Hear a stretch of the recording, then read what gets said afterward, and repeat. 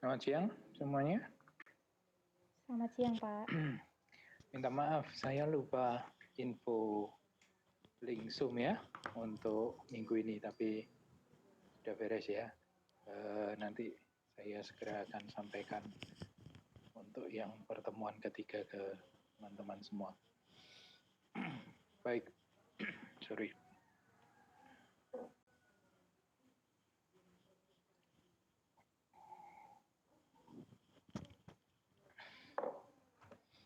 Baik, kita mulai ya untuk pertemuan kedua kali ini. Kemarin saudara sudah warming up, kasarannya begitu. Kita masih warming up, pelan-pelan kita akan semakin belajar lebih detail terkait tentang teknologi pengolahan air buangan. Minggu lalu kita sudah belajar tentang definisi apa yang dimaksud dengan air buangan atau air limbah atau limbah cair. Kita bisa memandang dari beberapa angle, dari sisa satu proses, satu kegiatan, satu aktivitas. Tapi ada yang memandang dari sisi yang lain, yaitu bahwa sebetulnya limbah itu adalah material, tetapi tidak berada pada posisi dan fungsi yang semestinya, sehingga menyebabkan dia dalam tanda kutip menyandang predikat sebagai pengganggu bagi ekosistem penerimanya. Nah, kita kemudian sudah masuk lebih dalam terkait tentang dari mana sumber air limbah, air buangan itu berasal. Ada banyak aktivitas yang menghasilkan air limbah, dimulai dari yang dekat dengan kita, yaitu aktivitas kita secara individu sehari-hari, di dalam rumah tangga atau di dalam tempat kita beraktivitas, entah itu di kampus, entah itu di tempat-tempat yang lain. Kemudian selain berasal dari domestik, kita juga mengenal dari yang lain, dari bangunan komersil. Kemudian bangunan komersil itu kalau dijabarkan atau didetailkan itu juga banyak sekali. Karena hari ini yang namanya bangunan komersil itu variatif. Bukan hanya perkantoran, tetapi ada yang namanya laundry, jasa analisa laboratorium, ya, seperti Prodia atau apa gitu kalau menyebut merek gitu ya. Yang hari ini juga banyak atau tinggi aktivitasnya. Macam-macam, bengkel dan laundry tadi sudah, terus ya macam-macam, di mana semuanya itu sangat mungkin menghasilkan yang namanya air limbah. Belum lagi ketika kita berbicara dari area pertanian, area peternakan, rumah sakit, termasuk bangunan komersil, kita bisa membayangkan, harapan saya saudara bisa membayangkan bahwa oke, air limbah itu apa, kemudian berasal dari mana, kemudian dari asal-asal itu saudara bisa lebih dalam mengimajinasikan dari aktivitas apa saja yang namanya air buangan atau air limbah itu dihasilkan. Nah, kemudian setelah kita tahu sumbernya, maka kita berbicara tentang dampak ekologi daripada air buangan itu apabila dia dibuang ke dalam ekosistem penerima. Air buangan, air limbah bisa dibuang di beberapa tempat, mostly di river, di surface water, atau di air permukaan. Ada praktek-praktek yang mencoba menginjeksikan air limbah atau air buangan ke dalam tanah, ya, tetapi itu melanggar hukum tentu saja, dan kalau ketemu akan bermasalah panjang. Ada juga yang membuang ke laut, punya yang namanya pipa pembuangan yang arahnya ke laut, khususnya bagi industri-industri yang posisi atau lokasinya ada di laut tentu saja. Nah, saudara bisa membayangkan ketika kita punya yang namanya air buangan, air limbah, dibuang ke ekosistem seperti itu, ke badan air penerima atau ke area-area penerima seperti itu, apa yang akan terjadi? Tadinya kita udah punya pikiran bahwa dinamakan air buangan ini pasti secara sifat, secara kualitas dia jelek. Nah, apabila kemudian yang jelek ini masuk ke dalam ekosistem yang dalam tanda kutip sehat, baik, kira-kira apa yang terjadi? Ada beberapa ekspresi daripada dampak pembuangan air limbah pada ekosistem penerimanya. Ya, ekspresi secara langsung yang sering kali kita lihat adalah ikan mati, air itu kotor, mungkin berubah warna itu dulu gitu ya. kemudian ikan mati, terus saudara melihat ada pertumbuhan alga yang membabi buta di badan air itu menjadi indikasi bahwa ada kondisi imbalance atau ketidakseimbangan pada ekosistem itu yang diakibatkan oleh pembuangan air limbah yang sembarangan. Nah, saudara sekalian, dampak ekologi itu tidak hanya berhenti di satu tahap. Maksud saya begini, tadinya airnya bersih, sekarang ada air buangan, airnya jadi kotor, jadi berwarna gelap. Sudah begitu saja. Tidak berhenti di situ. Tetapi sangat mungkin menyebabkan yang namanya chain reaction atau reaksi yang berkelanjutan. Kita sudah belajar setidaknya kemarin dari gambar-gambar yang saya tunjukkan kepada saudara untuk memprediksi apa penyebab kalau saudara dihadapkan pada gambar, ada satu sungai, banyak alganya. Kira-kira saudara bisa menelusuri,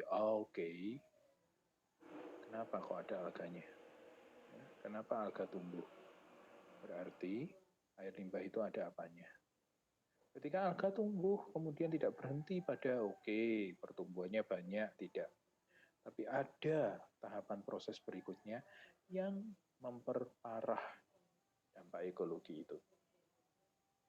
Kita kemarin belajar bahwa ketika yang namanya permukaan daripada air dipenuhi oleh ejek kondok, for example, maka reaerasi atau proses aerasi, pengayaan oksigen, air itu dengan udara bebas menjadi terhalang.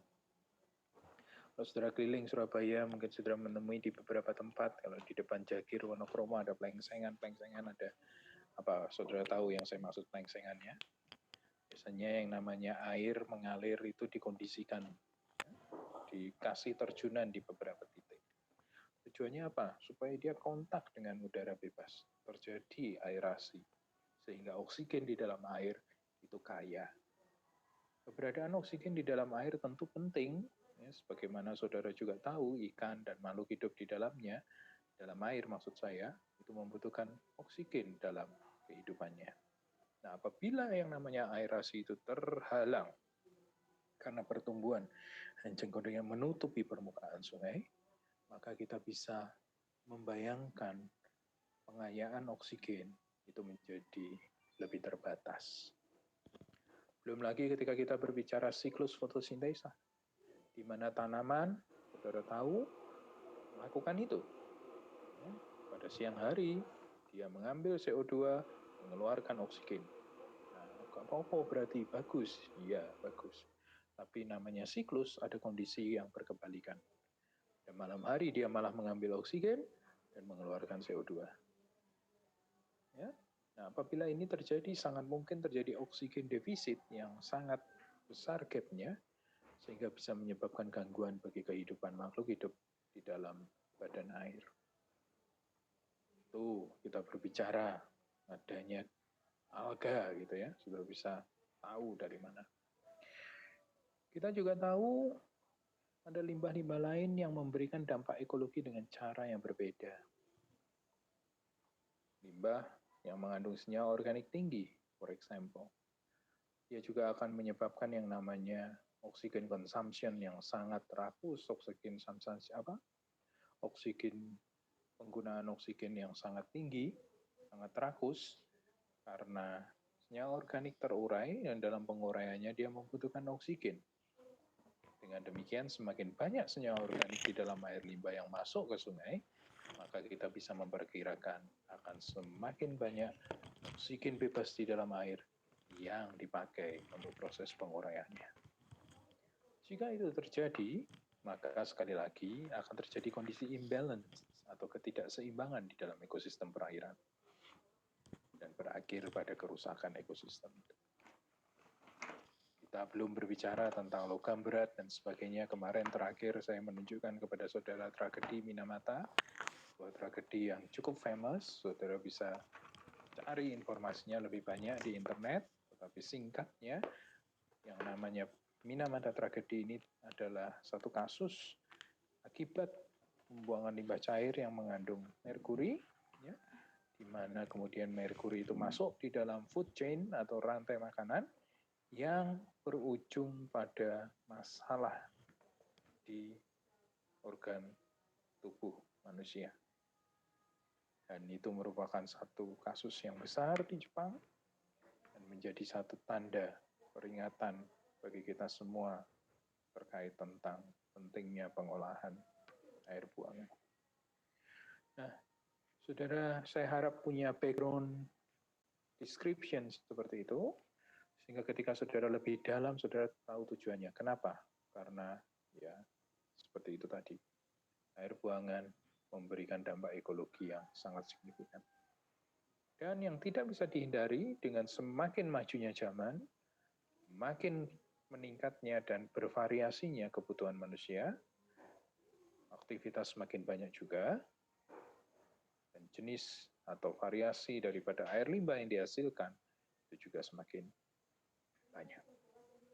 So, penting bagi saudara untuk tahu teknologi pengolahan air buangan, sehingga saudara bisa mengantisipasi hal tersebut ketika saudara nanti sudah di tempat kerja. Kemarin kita di sini, jadi saya menunjukkan kepada saudara tentang tragedi Minamata, bagaimana yang namanya perusahaan itu melakukan pembuangan air limbah tanpa pengolahan secara tahunan dan berakibat pada masalah yang serius. Ya, gambar-gambar ini saudara bisa lihat lebih banyak lagi di internet terkait tentang korban tragedi Minamata, bagaimana itu secara visual menyebabkan yang namanya dampak bagi manusia, pertumbuhan organ yang tidak sempurna, kelahiran bayi yang tidak sehat, tidak normal, terbelakangan mental, dan sistem syaraf yang terganggu, dan sebagainya, dan sebagainya. Dan itu adalah akibat daripada penimbunan merkuri dalam tubuh manusia. Dari mana merkuri? Sekali lagi, dari air buangan pabrik Shiso Factory ini, ya, yang melakukan pembuangan limbah tanpa pengolahan pada waktu itu. Nah, mari kita ke sini. Dari background informasi itu, maka saya ingin ke pertanyaan berikut. Kenapa harus mengolah limbah? Kita udah tahu alasannya yang pertama, yaitu karena karena alasan ekologi itu tadi. Tentunya kita tidak berharap adanya kerusakan ekosistem atau kerusakan lingkungan yang seperti itu. Kenapa? Karena ujung-ujungnya ketika ekosistem itu mengalami kerusakan, saudara sekalian, maka itu akan berujung pada manusia. Baik yang seperti ini, maupun yang seperti ini. So if you can imagine, kalau kita tidak memiliki sumber air yang bersih, yang memenuhi kualitas untuk kita konsumsi, maka kita juga akan berada dalam posisi yang sangat sulit. Saudara dan saya membutuhkan air, bukan sekedar air, tetapi air dengan kualitas tertentu. Untuk air minum, saudara punya standarnya. Untuk air bersih, kalau kita mau mandi dengan air yang sedikit kekuningan, pasti risih, pasti rasanya nggak mau, ya. Kenapa? Karena kita punya standar kualitas terhadap air. Jelas bahwa pembuangan air buangan akan menurunkan kualitas air itu. Nah, masalahnya, sebelum dampak itu sampai ke manusia, seringkali kita tidak menganggap itu sebagai masalah. That is very dangerous. Ya. Itu yang tidak sebetulnya harus dihindari. Ya. Kita berpikir begitu, tahu-tahu masalahnya udah gede. Nah, alasan ekologi tentu adalah alasan yang pas untuk menjawab kenapa kita harus mengolah air limbah. Harusnya seperti itu. Karena kita nggak mau adanya kerusakan ekosistem. Tapi unfortunately ketika kita berbicara alasan ekologi, banyak orang beranggapan ini adalah alasan yang idealis. Alasannya para environmentalis atau ya penggila lingkungan, pemerhati lingkungan seperti itu.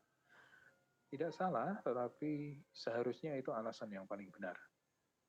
Ya, fortunately, untungnya kita hari ini punya banyak industri-industri, pelaku usaha yang mengedepankan alasan ini. Namun harus diakui sebagian besar masih melakukan pengolahan air limbah karena alasan yang kedua, yaitu alasan regulasi. Alasan regulasi ini maksudnya apa? Ya takut dihukum, dasarnya begitu. Ya. Jadi bukan kesadaran sendiri, tapi karena timbang saya dihukum karena tidak mengolah air buangan dengan baik, ya wis lah, saya tak mengolah air buangan. Ya oke, tetapi harusnya kita memiliki pemikiran yang lebih tinggi, bukan hanya sekedar regulasi, tetapi karena ekologi. Kenapa? Karena sekali lagi, jika ekosistem itu mengalami kehancuran atau kerusakan, manusia di ujung yang paling tinggi juga pasti akan merasakan akibatnya. Nah, it's okay, alasan regulasi membantu itu, sehingga mereka-mereka yang belum ikhlas untuk melakukan pengolahan air buangan, akhirnya ya wis harus dipaksa terlebih dahulu. Moga-moga ke depan unsur paksaan itu semakin berkurang. Nah, saya ingin menyinggung sedikit tentang alasan regulasi, khususnya untuk skup Indonesia dan lebih spesifik lagi di kita di Jawa Timur. Apabila saudara tahu, mungkin dulu sudah pernah belajar, entah itu di mana ya, di mata kuliah yang kaitannya dengan nasionalisme atau tentang pemerintahan gitu ya. Saudara mungkin sudah sedikit banyak mengerti bahwa peraturan pemerintah itu memiliki hierarki. Ada yang disebut sebagai peraturan pemerintah di tingkat pusat. Biasanya kalau itu berbicara masalah hal-hal teknis seperti air buangan seperti ini, itu dikeluarkan oleh kementerian terkait. Dalam hal ini, kalau itu urusannya adalah air buangan atau air limbah, maka yang mengeluarkan adalah Kementerian Lingkungan Hidup. Hari ini menjadi Kementerian Lingkungan Hidup dan Kehutanan, Kemen-LHK. Ya, itu di tingkat pusat.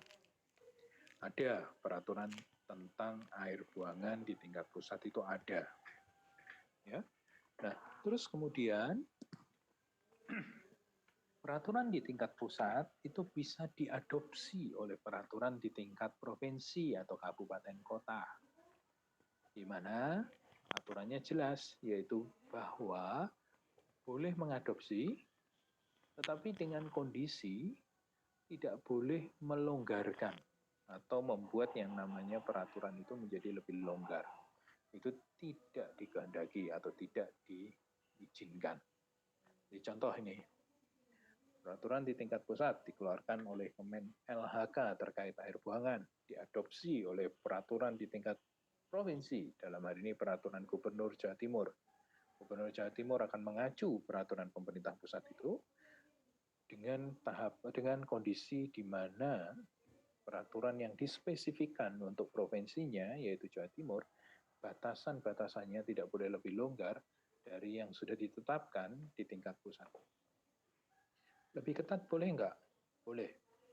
Dengan pemikiran bahwa yang namanya peraturan daerah itu dianggap kepala daerahnya memiliki pengetahuan, memiliki pertimbangan lokal yang mungkin dia lebih tahu dibandingkan dengan di tingkat pusat. Sama boleh enggak? Boleh. Lebih longgar boleh enggak? Tidak boleh. Ya. Ada kondisi-kondisi khusus di mana harus seperti itu, maka biasanya kepala daerah akan berkonsultasi, berkoordinasi dengan pemerintah pusat untuk mengakomodasi kondisi-kondisi khusus. Jarang sekali kondisi khusus, tapi bukan tidak mungkin ada. Nah, untuk Jawa Timur kita punya peraturan terkait tentang air buangan. Nah, saya ingin saudara melihat sedikit tentang peraturan ini, karena itu penting ketika nanti saudara mungkin berkiprah atau berkarir di area air limbah, entah itu ikut industri atau sebagai konsultan atau dimanapun. Kenapa? Karena pengertian ini menjadi dasar kita untuk kita melakukan yang namanya desain proses pengolahan air buangan. Nah, yang saya ingin kedepankan kepada saudara pertama kali adalah bahwa peraturan pemerintah ini dinamis. Karena pemerintah juga melakukan yang namanya evaluasi terhadap peraturan itu secara kontinu. Kenapa perlu melakukan evaluasi? Karena satu, yang namanya aktivitas itu semakin variatif yang tadi saya katakan. Sehingga sangat mungkin belum diatur, belum diantisipasi. Sehingga perlu evaluasi agar peraturan itu diperbarui dan aktivitas yang baru itu bisa dimasukkan. Yang kedua, teknologi yang semakin maju, di mana mungkin yang namanya proses satu industri tidak lagi itu saja, tapi berkembang, variatif, di mana proses yang berbeda itu bisa menyebabkan yang namanya air buangan dengan karakteristik yang berbeda. Ya, nah, saudara perlu tahu itu. Jadi peraturan ini sifatnya dinamis. Nah, peraturan ini juga, saudara sekalian, mengakomodasi jenis-jenis usaha. Ya, nanti kita lihat spesifik ya, untuk tiap jenis usaha. So, langsung saja ini saya kasih contoh kepada saudara. Ini adalah peraturan pemerintah, peraturan Gubernur Provinsi Jawa Timur untuk industri kertas. Ya.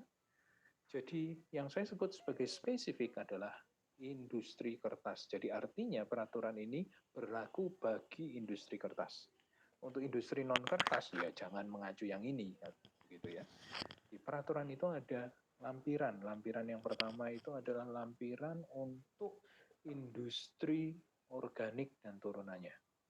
Lampiran 2 itu adalah baku mutu batasan untuk air limbah yang berasal dari industri anorganik. Lampiran 3 itu adalah baku mutu untuk industri yang belum ditetapkan. Ya, pemerintah itu menjagainya itu. Mungkin ada satu kegiatan baru yang belum ada di dalam peraturan itu. Dia tidak boleh tenang-tenang, oh ya wis belum ada berarti ya, aktivitasku ini baru kok, berarti tidak usah ikut baku mutu mana-mana. Tidak. Pemerintah mencegatnya gitu ya dengan lampiran 3. Yaitu baku mutu air buangan untuk industri yang belum ditetapkan. Kemudian ada lampiran yang keempat, adalah lampiran untuk baku mutu bagi pengolahan air buangan skala kawasan. Sudah mungkin pernah dengar SIER, pernah lewat situ, atau beberapa pernah melakukan kunjungan. Unfortunately, kita nggak bisa melakukan kunjungan kali ini ya, nggak tahu sampai kapan. Tapi saya lupa semester lalu atau yang jelas sebelum pandemi, kakak kelas saudara yang ikut TPAP main atau melakukan kunjungan ke SIER, ke instalasi pengolah air limbah di PT SIER, di kawasan SIER, Surabaya Industrial Estate Rungkut, untuk melihat secara langsung bagaimana yang namanya proses pengolahan itu dilakukan. Nah, tadi saya sebut lampiran 4, yaitu lampiran yang ditujukan untuk instalasi pengolahan air limbah atau air buangan skala kawasan. Ya, kenapa begitu? Karena IPAL ini dia menerima limbah dari berbagai macam industri, mengolahnya sehingga dia tidak mungkin mengikuti baku mutu satu jenis industri tertentu. Oleh karena itu, pemerintah menetapkan ada satu baku mutu khusus yang harus dianut untuk IPAL skala kawasan. Apakah banyak IPAL model-model begini? Banyak ya. Di SIER itu tadi, kalau saudara ke Pasuruan, saudara mengenal ada yang namanya PIER. Kemudian yang punya swasta, saudara akan mengenal istilah apa namanya NIP, Ngoro Industrial Park. Belum lagi yang di Gresik yang punyanya Spion, ya. Saudara lihat itu, karena kenapa? Karena kawasan industri adalah satu ide yang dalam tanda kutip bagus untuk mengelompokkan semua industri di satu kawasan dengan harapan yang namanya dampak lingkungan bisa dikontrol secara lebih terpadu, seperti itu. Jadi ada empat lampiran, 4 jenis baku mutu. Satu adalah baku mutu untuk industri organik dan turunannya. 2, baku mutu untuk industri anorganik. 3 adalah baku mutu untuk industri yang belum ditetapkan. Dan 4 adalah baku mutu untuk untuk IPAL kawasan industri. Ya, nanti kita lihat satu-satu. Nah, kalau ini industri kertas berarti dia masuk di lampiran 1, yaitu industri organik dan turunannya.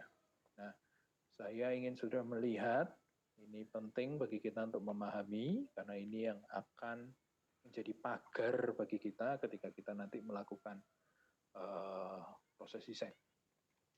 Satu, yang namanya baku mutu itu spesifik industri kertas, ya. Nanti ada lagi saya kasih contoh. Ya. Artinya kalau industri kertas, yo ngacu ke sini. Ya. Ini khususnya karena peraturan Gubernur Jawa Timur, maka berlaku untuk pabrik kertas di kawasan Provinsi Jawa Timur. Jadi mengacu ke sini. Nah, kalau saudara lihat, dia masih memiliki spesifikasi lagi. Pabrik kertas, produk kertasnya bisa macam-macam.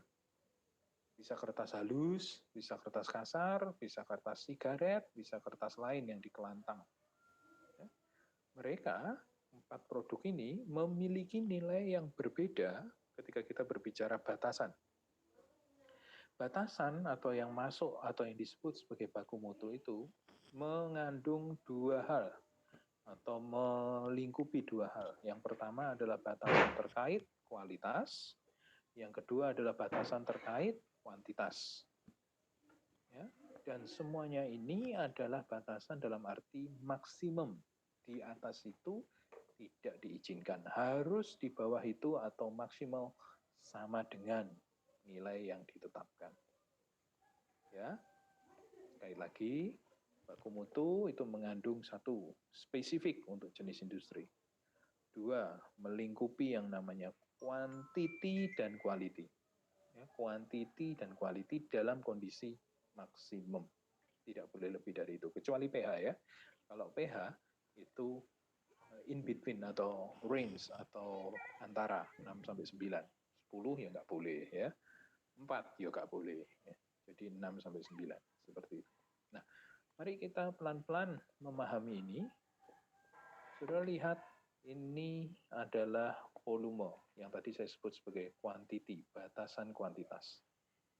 Kertas halus, maksimal yang diizinkan jumlah air limbahnya adalah 50 meter kubik per ton. Ton apa? Ton produk. Produk apa? Ya ini, kertas halus ini produknya. 50 meter kubik air untuk setiap ton produk kertas halus.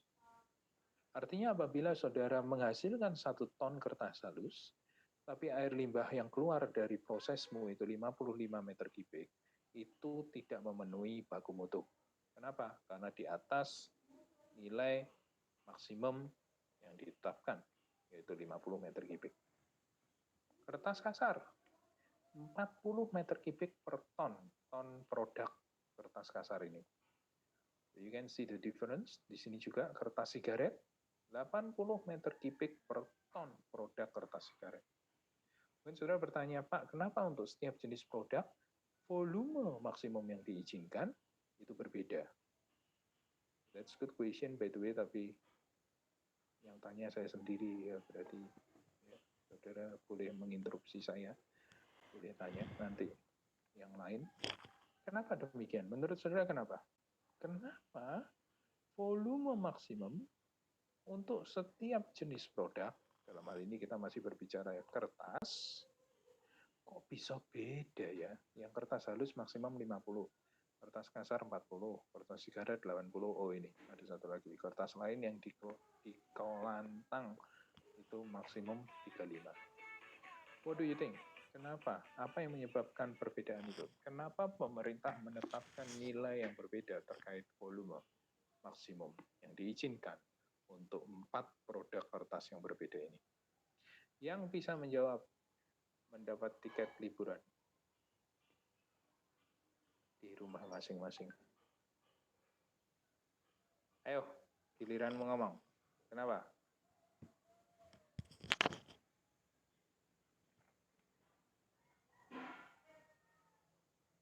Siapa mau jawab? Siapa mau menduga? Mungkin dari bahan yang digunakan, Pak. Jadi dari bahannya itu kan nanti kayak untuk pencuciannya airnya pasti volumenya beda. Terus kayak untuk bikin bubur kertasnya juga pasti beda airnya. Jenis bahan, dan sebetulnya bukan hanya bahan kalau dari eksplanasimu itu jenis apa? Jenisnya. Proses pembuatan juga, Pak. Exactly, prosesnya. Bahan mungkin berbeda, tapi bahan kalau sejauh produknya adalah kertas mungkin mirip, tapi ada perbedaannya juga.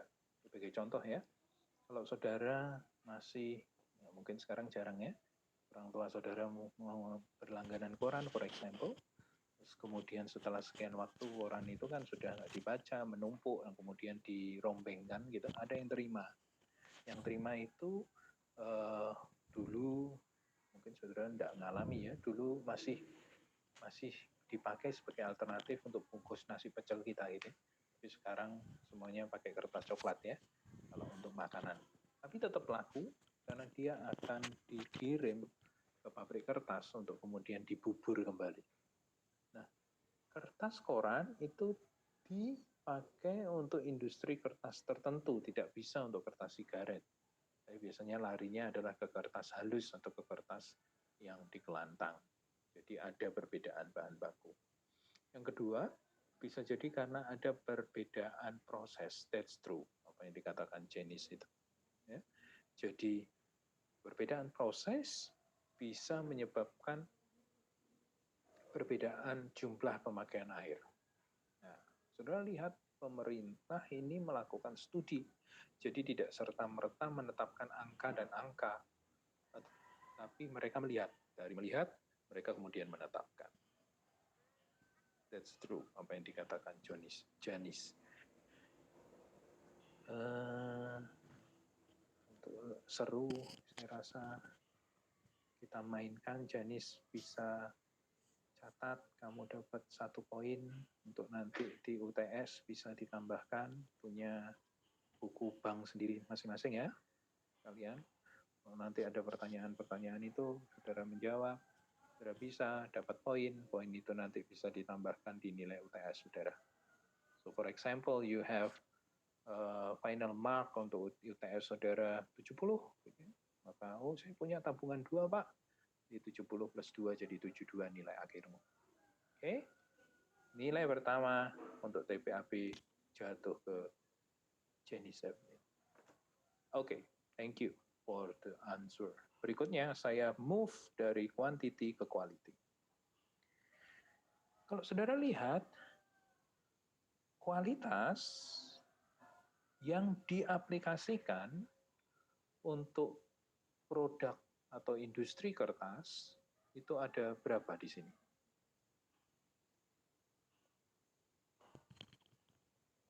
Ada berapa? 4.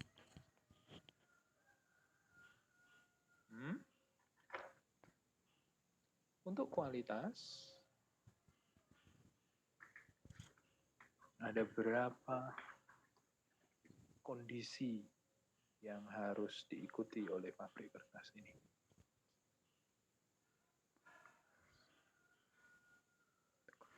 5. 5? You answer. Ferenska, can you mention apa itu 5-nya? BOD, COD, TSS, timbal, sama pH. Sama pH. Ya, ada 5.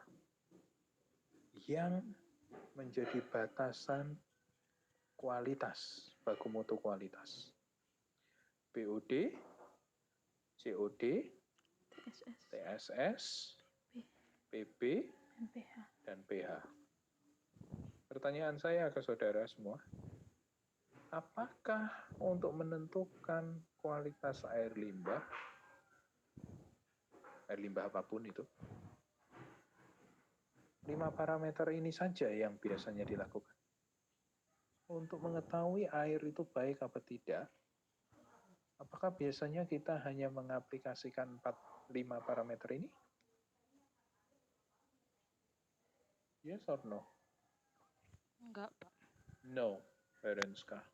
Kita setelah ini nanti akan sedikit membahas tentang parameter air, dan nanti kita akan tahu bahwa ketika kita berbicara parameter air, bukan hanya 5 ini, gitu ya. Tapi pertanyaannya adalah, untuk industri kertas, kenapa kok 5 ini?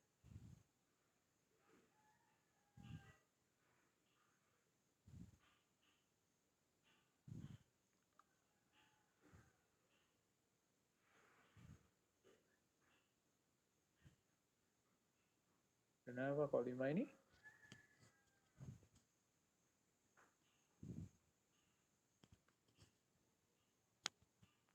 Hmm?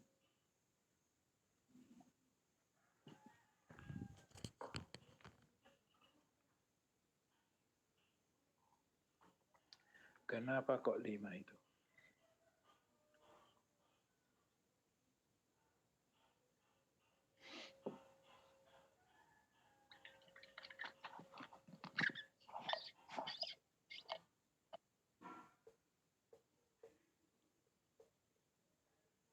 Anyone?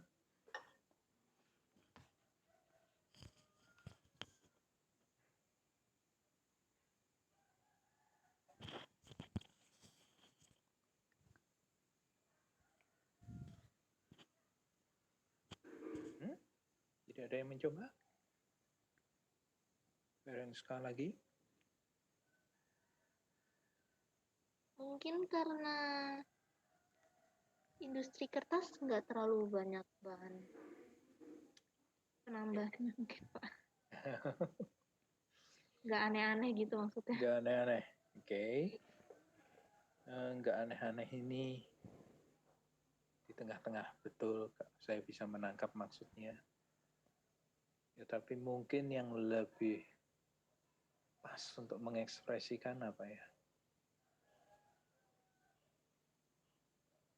Untuk mengekspresikan jawaban kenapa 5 ini. Nggak ada Mungkin- sampai yang YOLO ya. itu, Pak.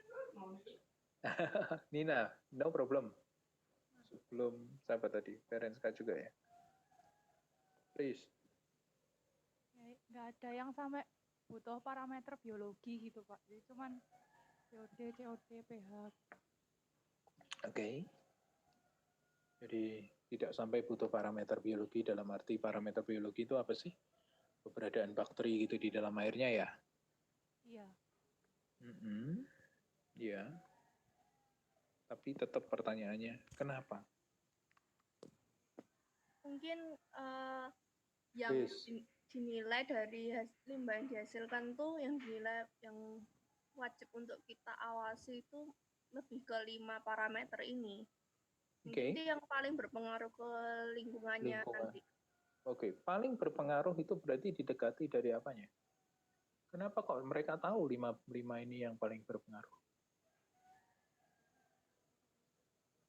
Didekati dari mananya?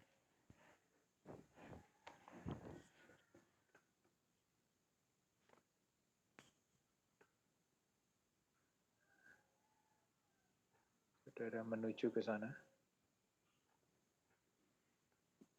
Paling berpengaruh. Paling berpengaruh di dalam air limbah pabrik kertas. But why? Atau bagaimana?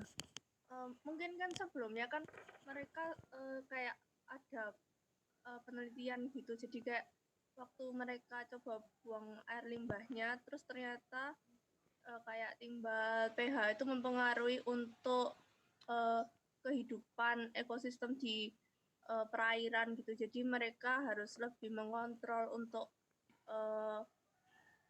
pembuangan limbah kayak timbalnya. Terus kita harus ngatur juga pH-nya berapa biar nggak sampai ngerusak ekosistem.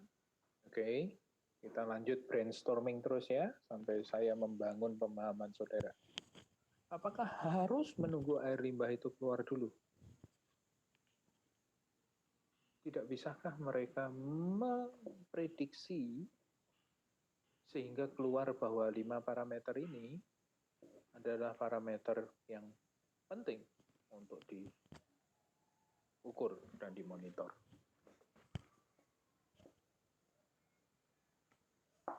Kalau pernyataan terakhirnya Chris tadi berarti menunggu air limbah keluar, melakukan yang namanya riset, pengukuran, baru menetapkan. Enggak, Pak. Jadi maksud saya bukan dibuang terlebih dahulu air limbahnya terus kita baru melakukan research, tapi kayak kita tahu air limbahnya tuh yang dihasilkan apa dari industri kertas, terus kita bisa tahu mungkin kandungan PB ini kalau misalnya dibuang ke perairan bebas tuh kayak terlalu berbahaya gitu. Oke, saya ke pernyataannya Chris. Jadi dia tahu bahwa parameternya ini, gitu ya. Dari mana dia tahu parameternya ini? Dari prosesnya. Dari prosesnya.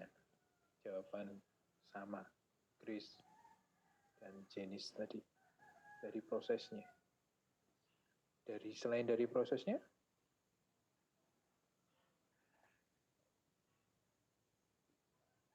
dari apanya? Selain dari proses, dari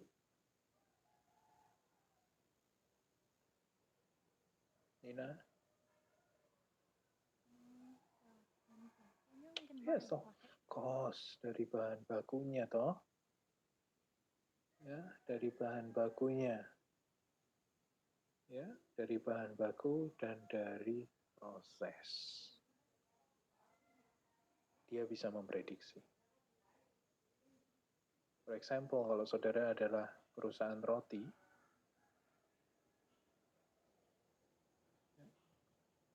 saya tahu, kita semua tahu bahan bakunya apa, maka kita bisa memprediksi parameter apa yang penting untuk diperhatikan di sana. Kita akan ke sana ya. Tadi yang ngomong proses Chris ya. Nina ngomong bahan baku ya.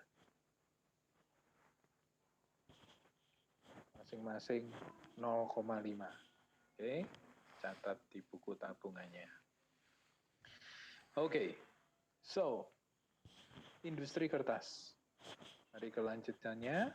Contoh berikutnya, apa ini? Tutupan. Industri penyamaan kulit. Industri penyamaan kulit actually masih ada di grup yang sama dengan industri kertas, yaitu di industri organik dan turunannya. Sama, sekali lagi, saudara melihat dua hal ya. Batasan batasan kuantitas, batasan kualitas. Batasan kuantitas dulu, paling bawah. Di sini, yang namanya industri penyamaan kulit, ada dua proses.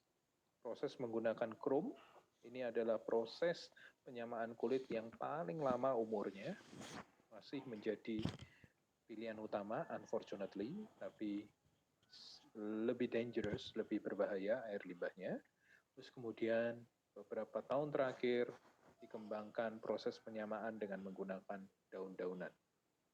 Ya, jadi ada dua proses penyamaan kulit. Penyamaan kulit itu adalah proses untuk kulit sapi atau kulit apa ya, yang kemudian dipakai nantinya akan dipakai untuk produk-produk lanjutan seperti tas saudara, sepatu saudara, dompet saudara seperti itu. Ya, jadi proses penyamaan kulit ada dua proses. Terkait dengan kuantiti batasan maksimum, ya saudara lihat di sini sama angkanya, yaitu 40 meter kubik. Nah, ini yang menarik. Apa bedanya batasan kuantiti di industri penyamaan kulit dengan yang di kertas? Apakah ada bedanya? Do you see something, observe something tentang kuantiti?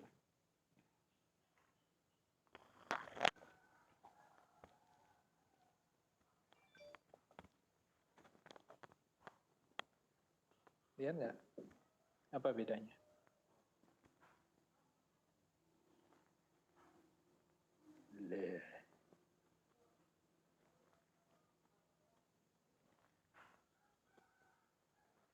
Para cowok, turu kabeh ya kamu.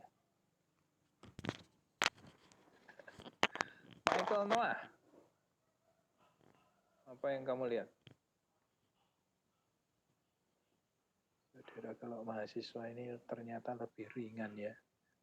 Saya kalau lihat anak-anak SMA, SMP itu mereka harus memperlihatkan wajahnya ketika kuliah. Ketika sekolah. Saudara enggak ya. Bersyukur. Stephen Halim, do you see something terkait volume limbah maksimum yang diizinkan keluar? Apakah ada perbedaan antara penyamaan kulit dengan yang tadi di kertas ini?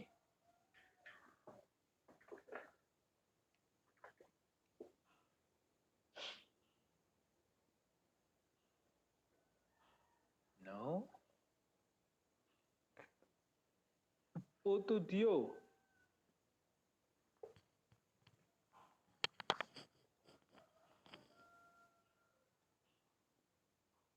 See something? Apakah sama? Mungkin kalau untuk kertas beberapa bahan-bahan kertasnya itu ada yang maksimumnya lebih besar Pak daripada volume limbah maksimum yang ada di penyamakan kulit. Oke, this one for example ya. Kertas sigaret dan 50 ya. Secara nilai ada perbedaan. Ya. Exactly, betul. Selain secara nilai, perbedaan apa lagi kira-kira? Batasannya per ton produk sama per ton bahan baku itu ya. Per ton produk dan per ton bahan baku jenis, that's true. Ya. Jadi ada kondisi di mana industri itu volumenya ditetapkan dari produk yang diproduksi, tetapi ada industri lain yang ditetapkan volumenya berdasarkan bahan baku yang diproses. Ya. Nah, ada perbedaan seperti itu. Kenapa? Kembali lagi, proses yang berbeda itu menyebabkan yang namanya perbedaan untuk setiap industri. Thank you. So, you can continue di sini, batasan kualitas. Batasan kualitas antara industri penyamaan kulit dengan industri kertas berbeda. Kita bisa ngomong, wih enak yo, industri kertas hanya 5 parameter, sementara industri penyamaan ada berapa ini? 1, 2, 3, 4, 5, 6, 7, 8. Lebih banyak. 1, 2, 3, 4, 5, 6, 7, 8. Ya betul, lebih banyak.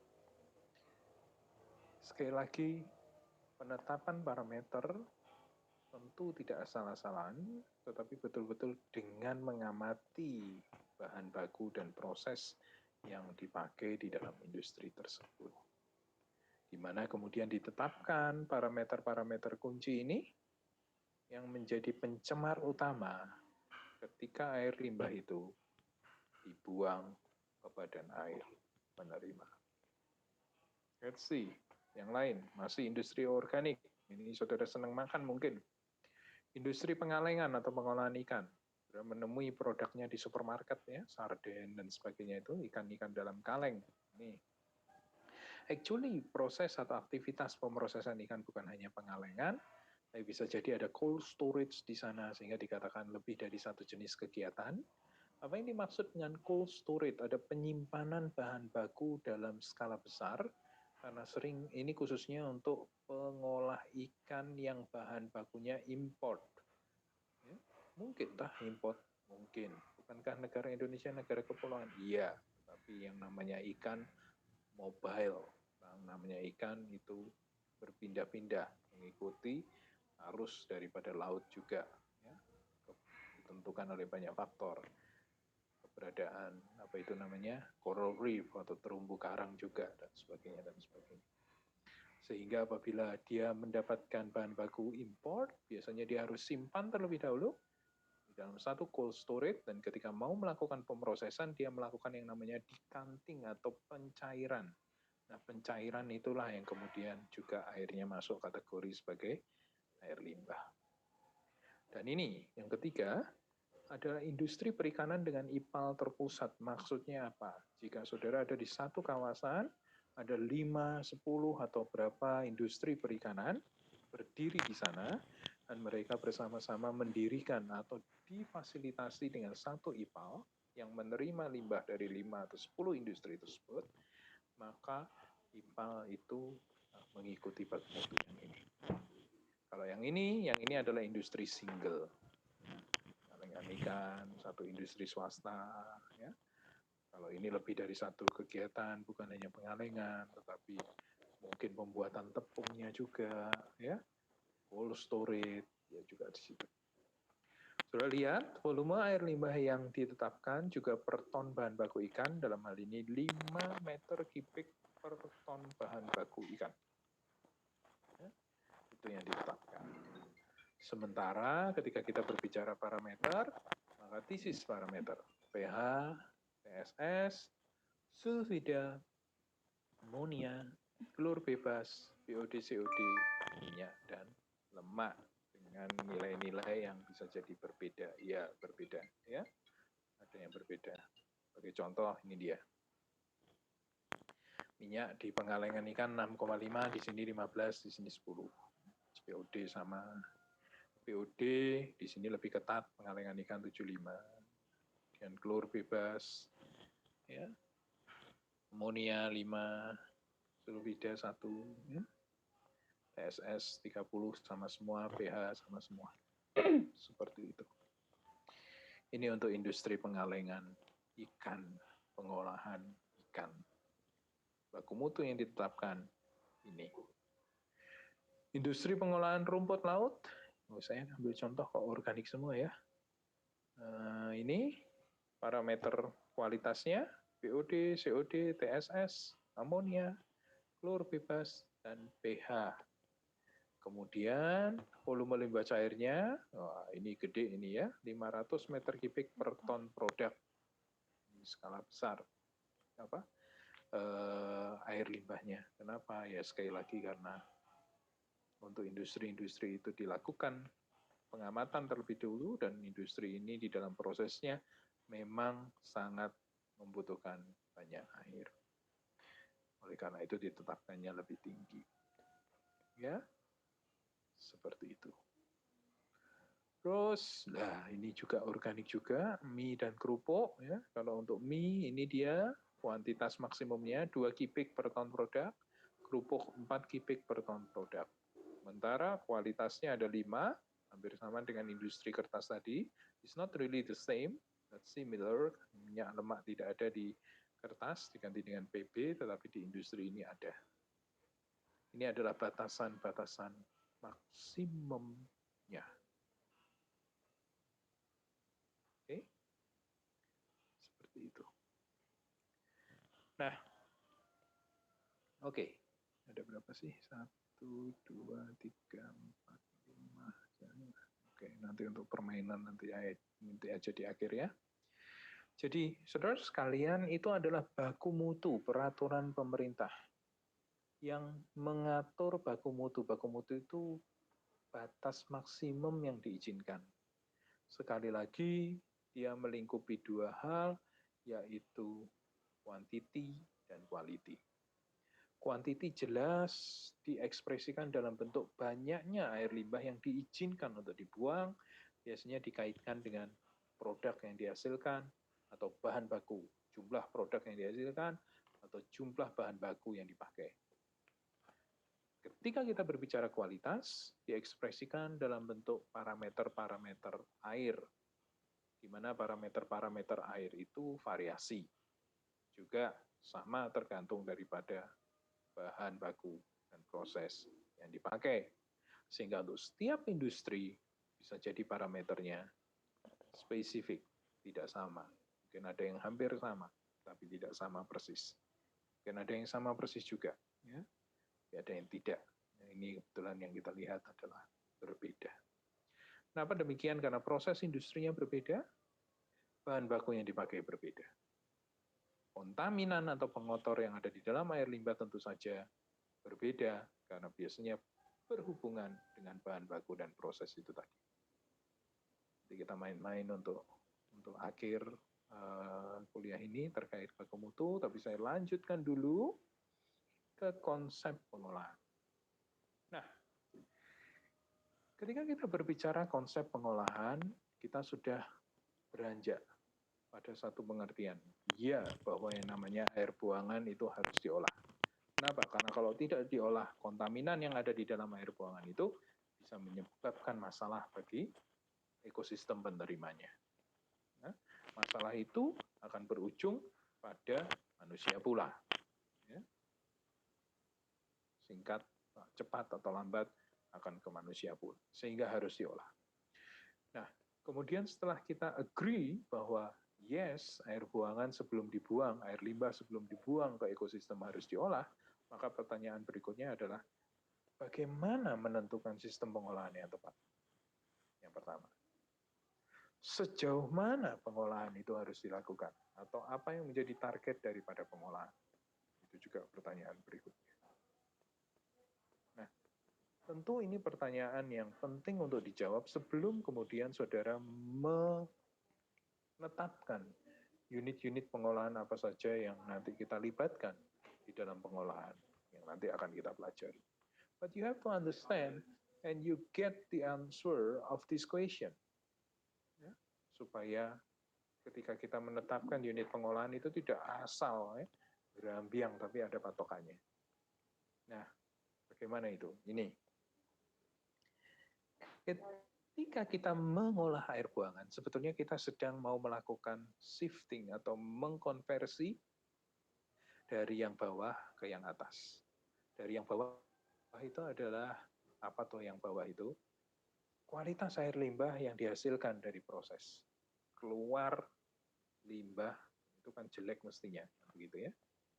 Kemudian kita mau mengkonversi air limbah itu menjadi air limbah yang kondisi atau kualitasnya lebih baik atau yang kita kehendaki. Semakin dekat jarak ini atau semakin jauh gap ini, gitu ya, semakin dekat atau semakin jauh, itu memberikan indikasi kompleksitas pengolahan yang akan kita tetapkan. Sama lah ya. Kalau saya ini kondisi saat ini saya tidak bisa mengemudikan alat transportasi. Saya mau atau bercita-cita atau berkeinginan untuk bisa mengendarai sepeda. Ada yang bercita-cita atau berkeinginan mengemudikan helikopter. Gap itu, kalau sepeda, mungkin bayangannya lebih sederhana ya. Kalau helikopter, gapnya lebih jauh lagi, maka lebih kompleks yang saya perlu untuk pelajari. Nah, kira-kira begitu gambarannya. So you have to know this one. Gambaran ini.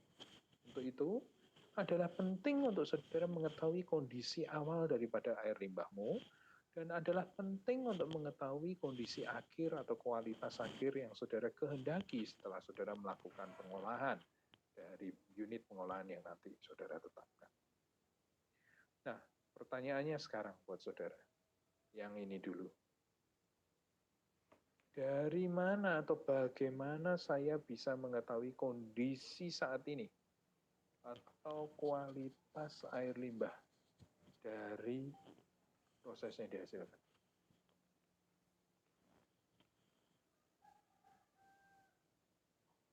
Gimana caranya saya tahu air limbahnya?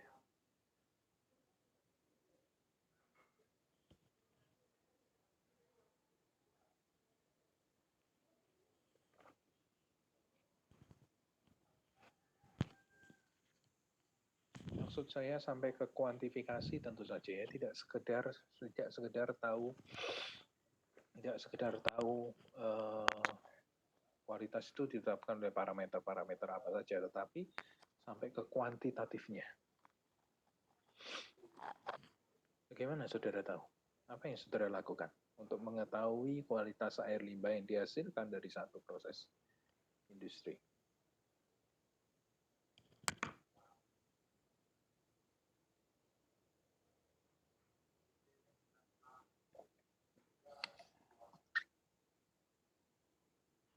Apa?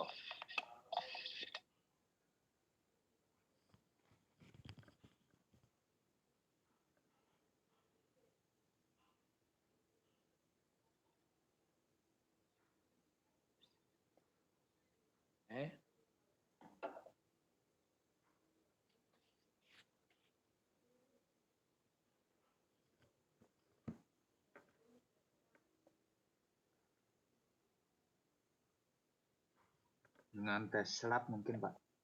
Dengan apa? Tes Dengan laboratorium. tes laboratorium. Diambil sampelnya.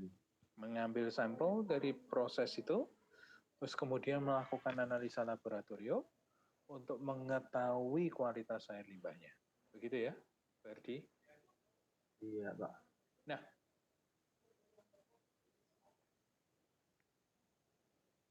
apa yang dikatakan Ferdi itu betul.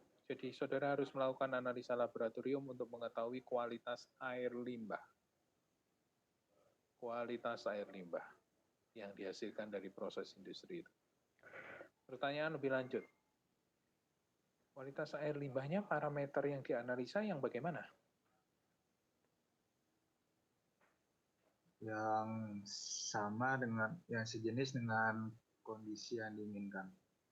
Dengan Atau kondisi parameter yang bahan diinginkan. baku. Ya, dengan kondisi yang diinginkan. Ya. Exactly. Jadi saudara mengukur, menganalisa parameter air limbah di sini. Parameternya ya harus sama dengan yang saudara inginkan. Begitu. Nah, parameter yang diinginkan itu, saudara bisa ketahui dari mana?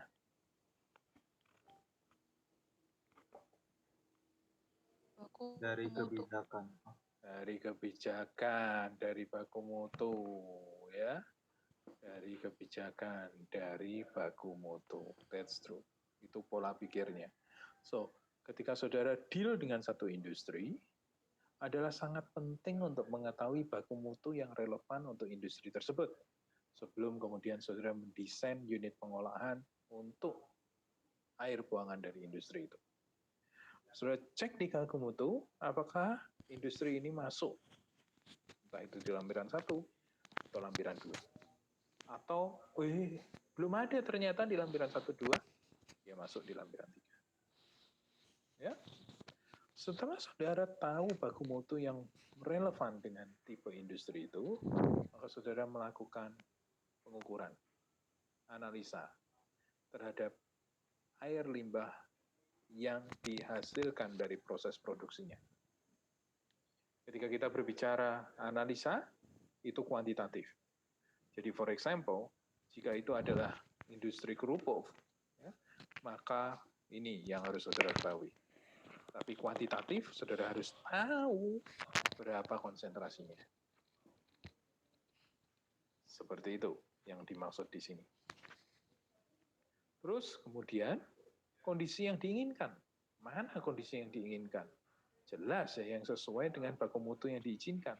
Di sini, kalau tadi kita ambil contoh pabrik mie, ini adalah kondisi yang kita kehendaki, yaitu bahwa POD hasil pengolahan itu maksimum 50, COD hasil pengolahan itu maksimum 120, TSS maksimum 50, minyak lemak maksimum 20, pH ada di rentang 6-9.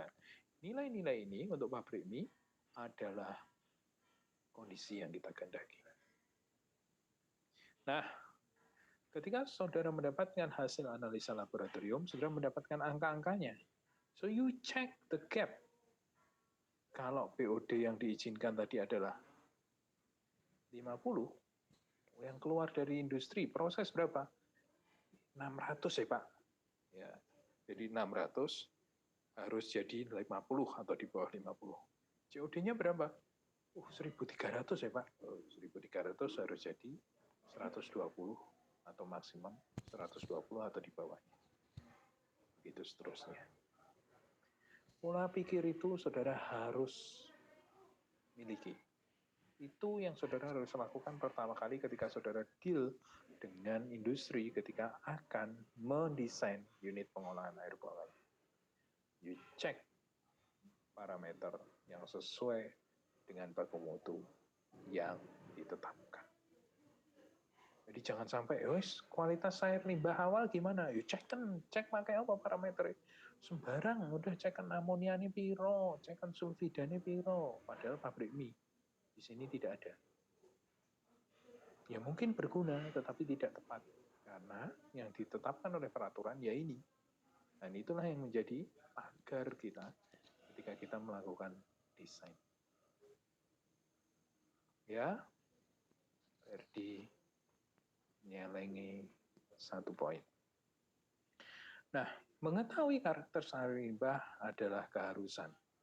So you cannot set atau mendesain unit pengolahan Sebelum saudara mengetahui yang namanya karakteristik air limbah saudara, you have to know the characteristic.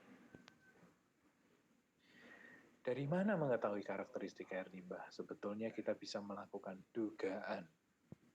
Dari mana? Jenis produk yang diproduksi. Kalau saya punya pabrik mie, terus kemudian saya juga punya pabrik sepeda, dua jenis pabrik yang saya diminta menetapkan unit pengolahan limbahnya, maka saya sudah tahu pasti limbahnya berbeda. Alur pengolahannya ya pasti berbeda. Ya, kenapa? Satunya menghasilkan mie, yang satu menghasilkan sepeda. Terus kemudian dari alur proses atau teknologi yang diterapkan, beda. Produk yang sama aja prosesnya bisa berbeda, apalagi ini produk yang beda sama sekali. Bahan bakunya beda. Mie ya dari tepung seperti itu. Sepeda ya dari besi apa gitu-gitu.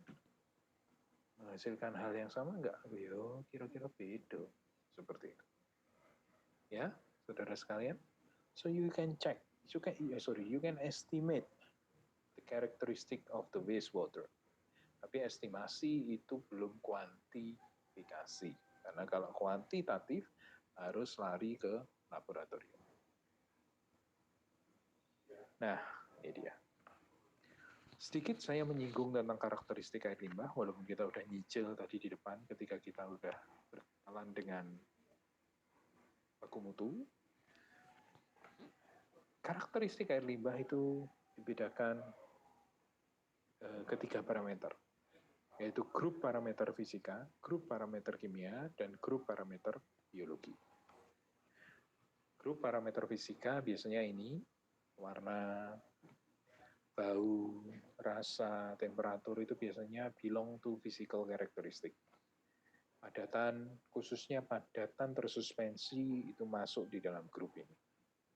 Ketika kita berbicara padatan, teman-teman sekalian, padatan bisa kita bedakan. Ya. Jadi berdasarkan ukurannya. Padatan tersuspensi itu yang ukurannya gede.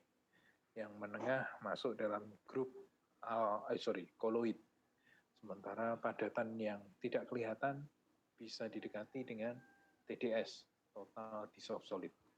Kalau ini adalah total suspended solid, TSS, TDS. Ya.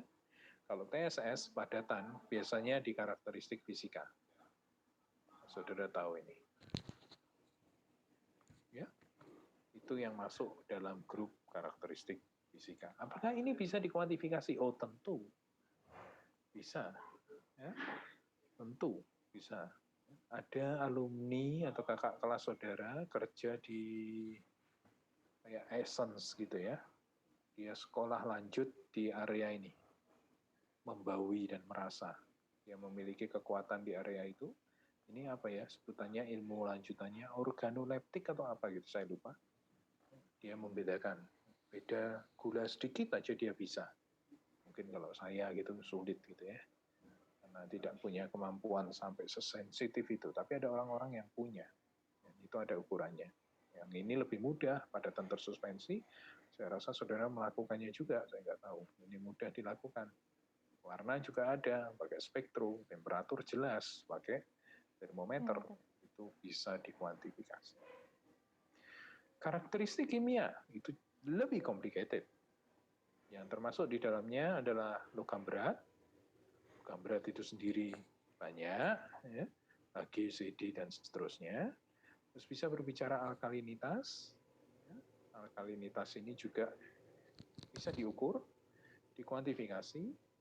Kemudian kita pernah berbicara tentang air limbah dari pertanian yang mengandung NPK atau nutrien, itu juga bisa masuk di dalam karakteristik kimia.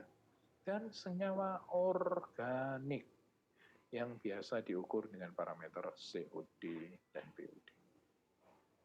Ada yang tahu apa yang dimaksud dengan COD dan POD? COD dulu.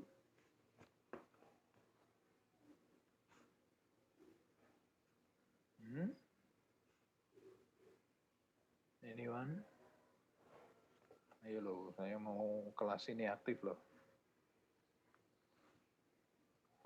Jangan pasif. Saya berharap ada banyak diskusi, pertanyaan-pertanyaan dari saya, dan saudara menanggapi. Kalau enggak, mosok harus saya sampai paksa tugas-tugas banyak gitu. Males juga ngasih tugas banyak kalau tidak dengan tujuan jelas. Jadi kalau saudara tidak ngomong, bagaimana saya tahu saudara merge dengan saya? What is COD?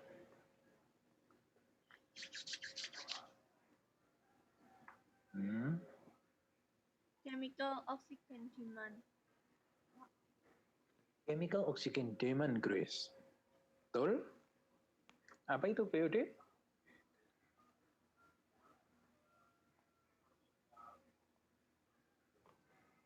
Biological oxygen demand. Biological oxygen demand.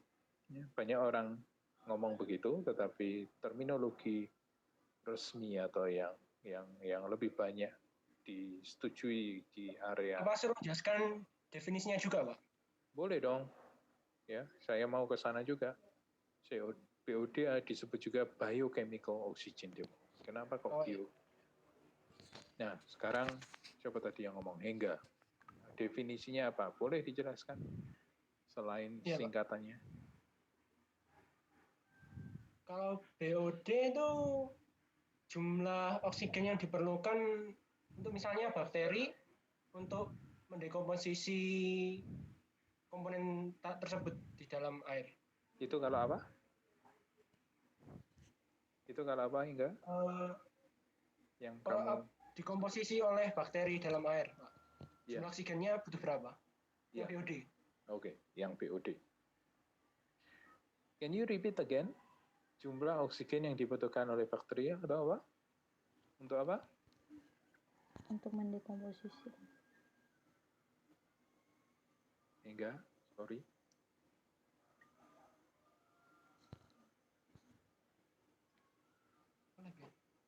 Enggak.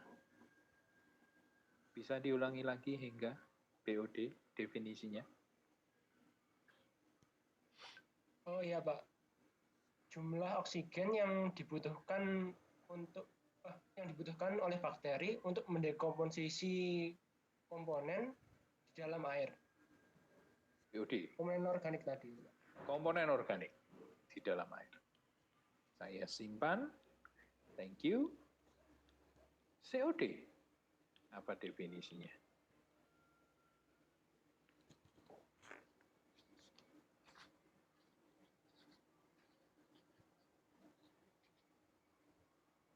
Kalau COD, ini mestinya wis no di DTIL.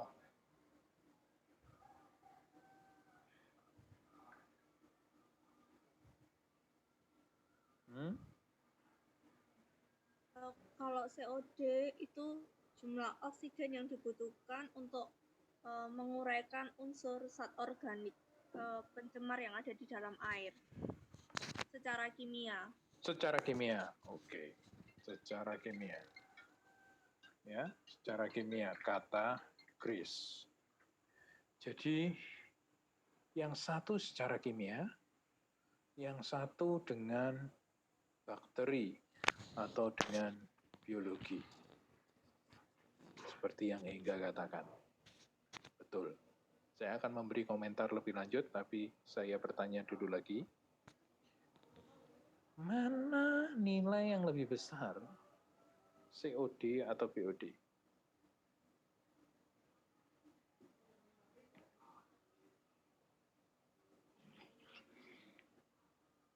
Mana nilai yang lebih besar? COD atau BOD?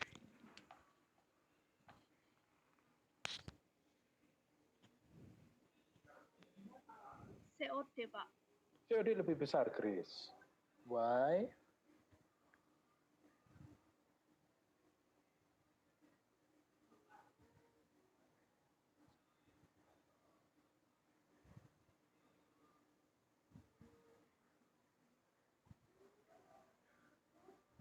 Kenapa?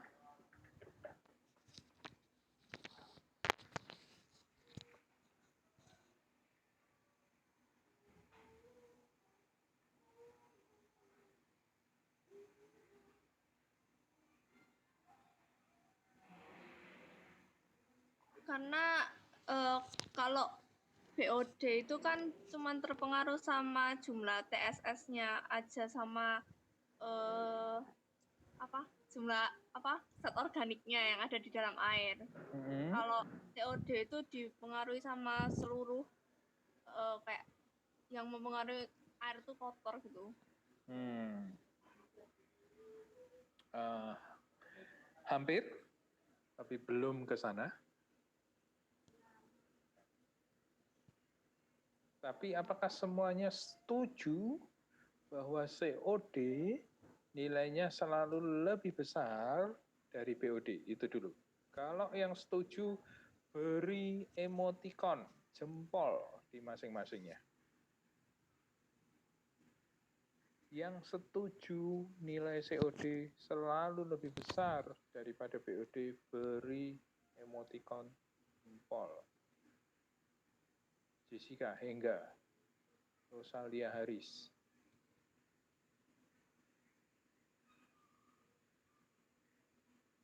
Patricia. Sopo iki? Kasih ono nama, bro. Aku gak tahu namamu, gak iso nyebut. Yang lain, ini soalnya beberapa itu. Aku perbesar supaya saya bisa melihatnya lebih banyak. Kasih jempol, COD lebih besar daripada BOD. Ini yang gambar emoticon sendakep iki sopo. Grace. N. Sopo N. Jessica. Yang lain? Rosalia Haris, Janice. Oke. Patricia, yes. Gambar foto yang pakai itu 1602. Ais. Sebastian lagi. Ya. Oke, good. Ya. COD selalu lebih besar dari BOD. Itu betul. Kenapa? Nah, ayo. Saya akan menyinggungnya lagi karena ini akan penting untuk nanti ketika kita ngomong masalah pengolahan, khususnya ketika kita ngomong masalah pengolahan biologi. Seperti yang dikatakan Hengga, by the way Hengga nyelengi 1 poin, ya, nabung 1 poin. Biochemical oxygen demand adalah banyaknya oksigen yang dipakai oleh mikroorganisme, bakteri, untuk menguraikan senyawa organik. Apakah bakteri bisa menguraikan senyawa organik? Basic sekali. PTB, mikrolink, mikropang. Jawabannya, ya mesti bisa. Kenapa? Makanannya. Saudara meninggalkan nasi beberapa hari kemudian basi. Apa tuh yang dimaksud dengan basi? Saudara meninggalkan air gula atau apa begitu, bukan air gula lah, katakanlah kolak atau apa begitu untuk waktu yang lama. Kemudian orang ngomong, oh suwe rusak, rasanya udah kecut. What happened? Saudara harus tahu itu, saudara udah di semester ini terkait tentang bioproses. Senyawa organik adalah makanan bagi bakteri atau mikroorganisme. Tetapi selayaknya makanan sama seperti saudara dan saya, makanan memiliki level yang sangat beragam.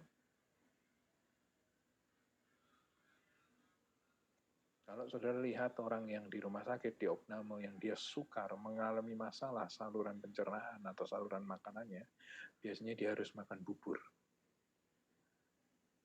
Sementara kalau kita sehat, kita bisa makan steak yang alot mungkin, yang keras, makanan keras. Mikroorganisme memiliki kemampuan yang sama dengan kita. Ada yang namanya senyawa organik yang bisa dengan mudah untuk didekomposisi. Ada senyawa organik yang sulit sekali untuk didekomposisi oleh mereka. Nah, ketika kita berbicara BOD, senyawa organik yang masuk dalam kategori yang dalam parameter BOD ini adalah senyawa organik yang ready, easy, untuk dibiodegradasi oleh Mikroorganisme. mikroorganisme. Ya. Ketika saudara mengenal BOD, apakah saudara tahu BOD ini dilakukan analisanya berapa hari? Panjangnya? Iya.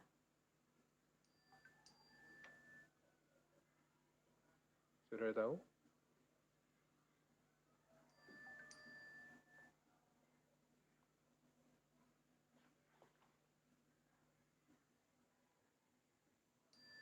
BOD. Saudara pernah lakukan ini atau belum toh? Belum kayak ya. Nanti mungkin di TL harus ada ini atau di TPAP mestinya. BOD dilakukan 5 hari pada suhu 20 derajat Celcius. Itu adalah standar metode analisa BOD, sehingga dikenal istilahnya BOD 5-20. 5 itu lamanya pemantauan atau hari, 20 itu adalah temperatur. Artinya, senyawa organik yang terbiodegradasi adalah senyawa organik yang terbiodegradasi oleh mikroorganisme dalam 5 hari pada kondisi suhu 20 derajat Celcius. Itu adalah nilai senyawa organik yang ditangkap dalam parameter BOD. Ya, ini penting, ini basic, so I remind you to catch up the message dengan baik. Itu BOD. Jadi kenapa disebut biokimia? Karena si bio lah yang melakukan proses kimia.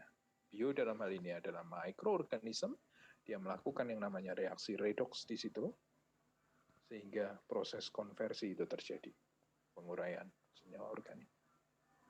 Sekali lagi, BOD adalah banyaknya senyawa organik yang didekomposisi oleh mikroorganisme dalam 5 hari di suhu kerja 20 derajat Celcius.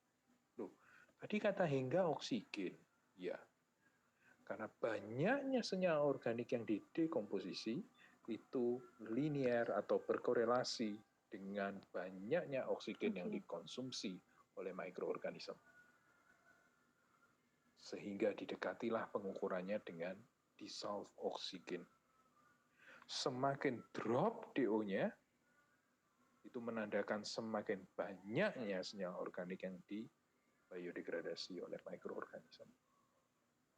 So how about COD? COD berbicara chemical oxygen demand. Reaksinya sama, tetapi aktornya berbeda.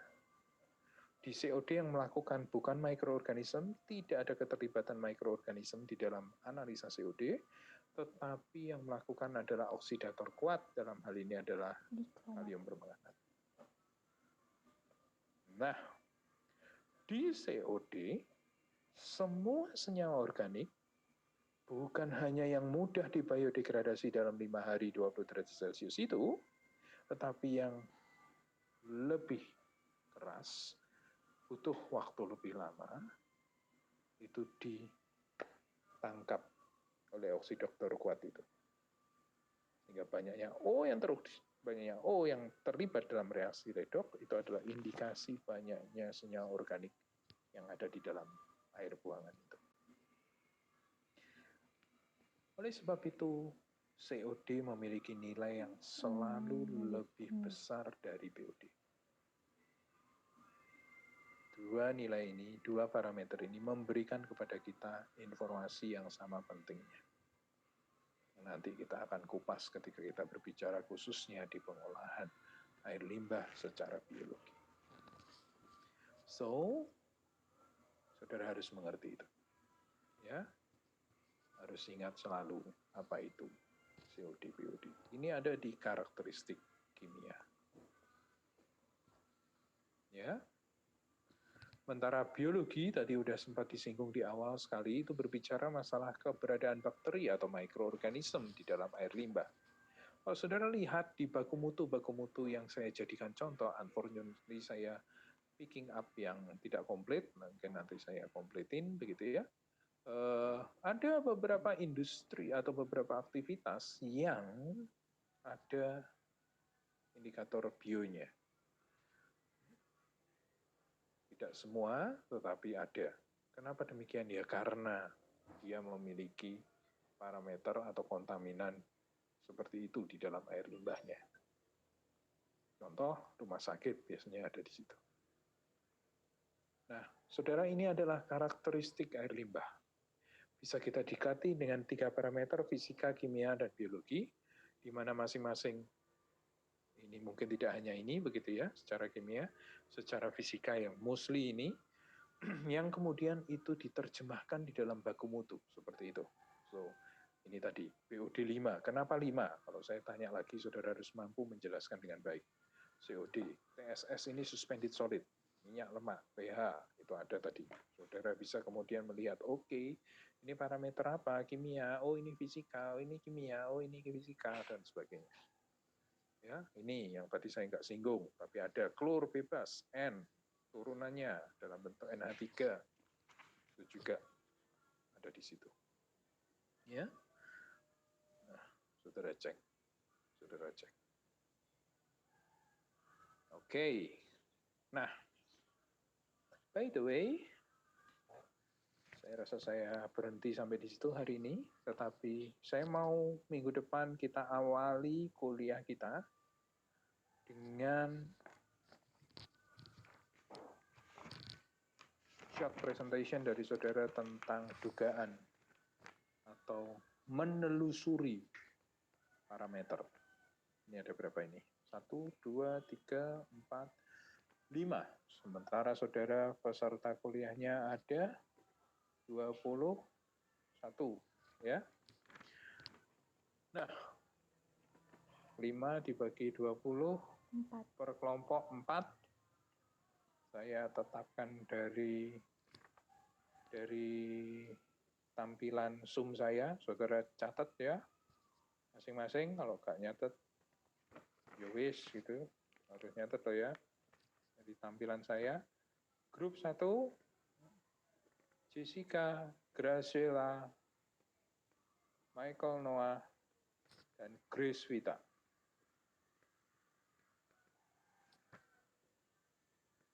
Grup 2, yang gambar emoticon berpikir, ya. Terus inisial K, Jenny Sevelin, inisial K kecil. Emoticon itu Verdi, Pak. Oh iya, ini baru kalau kamu ngomong suaranya baru keluar, sorry. Kalau kamu nggak ngomong suaranya nggak keluar. Ya, Verdi, K besar, Jenis, K kecil. Grup 3, Rosalia Harris.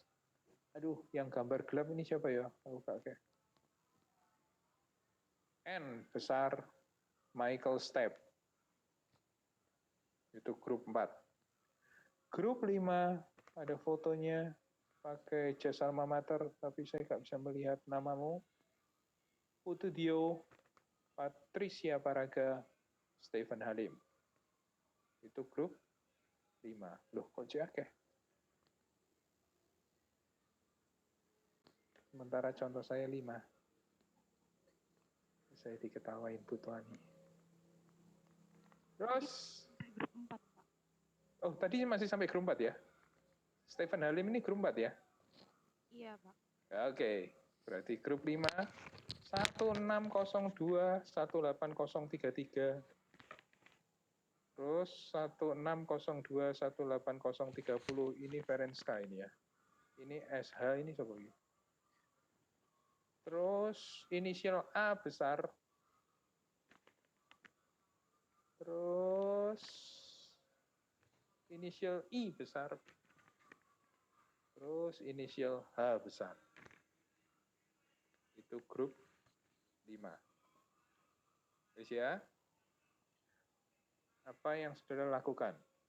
Small project. Grup 1, saudara mengamati baku mutu untuk industri kertas. Grup 2, penyamaan kulit. Grup 3, pengalengan ikan. Grup 4, pengolahan rumput laut. Grup 5, mie dan kerupuk. Terus, ya. Nah, apa yang saya ingin saudara lakukan dalam 1 minggu ini saudara membuat satu analisa berbasis literatur review. Jelaskan nanti, ya, nanti masing-masing grup mengawali short presentation 5 menit, 6 menit, begitu ya. BOD ini tadi kan menunjukkan senyawa organik. TSS total suspended solid. Terus PB itu plumbum, logam berat, dan pH itu kondisi asam basa air. Pada kondisi pabrik kertas, senyawa organik atau BOD-COD ini gara-gara siapa? TSS ini gara-gara siapa? PB ini gara-gara siapa? Gara-gara siapa ini saudara bisa pinpoint bahan bakunya, saudara juga bisa jelaskan prosesnya. Oh, di proses inilah Pak terjadi pencampuran dengan PB. Makanya ada PB di situ. Proses apa itu? Ya. Sama cara berpikirnya dengan yang lain. Untuk penyamaan kulit. BOD, COD, penyamaan kulit ini kok bisa tinggi, ini dari mana ya? Saudara bisa menjelaskan, oh, soalnya dia pakai bahan baku ini Pak. Ini dari proses ini Pak. Sebagainya. Kok bisa pakai chrome total kok ada di sini? Dari mana? Nah, dengan kata lain, you have to know flow process dari industri-industri ini. Dan kemudian saudara melakukan yang namanya analisa. Ini yang menyebabkan organiknya tinggi. Ini kenapa kok chrome ada di baku mutu? Seperti itu. You get the point? Itu pola pikirnya sama untuk yang lainnya. Jadi ada 5 grup, kita besok akan ngobrol masalah itu. Dimengerti? Permisi Pak. Yes. Ini berarti kan menjelaskan pokoknya semua parameter yang ada di tabelnya itu ya, masing-masing industri. Ya. Oke Pak. Baku mutu. Ya. Saudara nggak perlu membuat makalah, ngotik dan sebagainya. Minggu depan siapin aja PowerPoint berapa? 3-5 halaman ya untuk menjelaskan message itu tadi.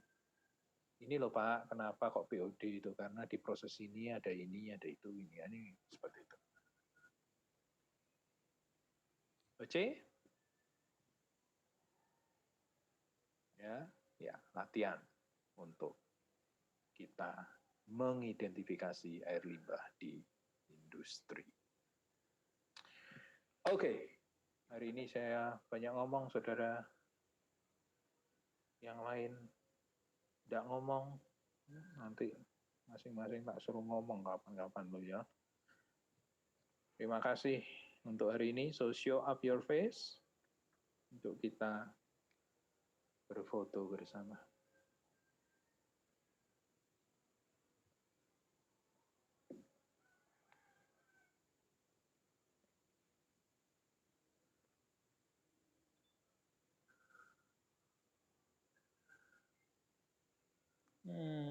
Kalau begini namanya keluar semua. Mana yang tidak keluar?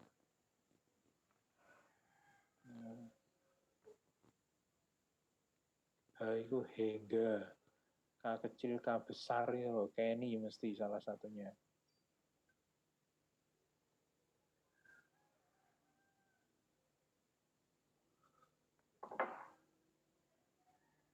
Bentar. 1, 2. Okay. So I finished today. Thank you for joining the class. Kita ketemu minggu depan. See you. Terima kasih Pak. Terima kasih Pak. Terima kasih Pak. Sama-sama.